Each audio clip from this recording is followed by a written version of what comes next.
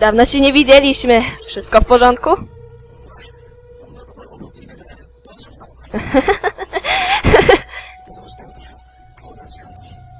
Ja nie mogę tu dłużej zostać. Tak bardzo się starałam, ale ja już nie daję rady.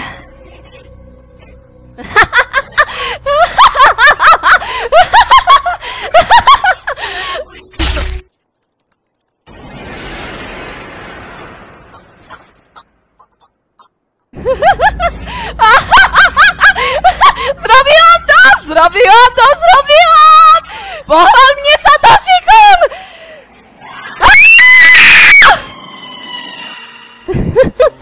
Tak, już po wszystkim.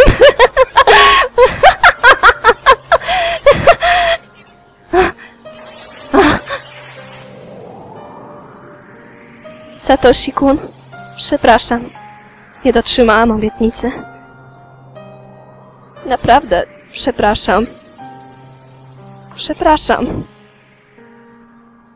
Już nigdy nie popełnię tego samego błędu. Na pewno.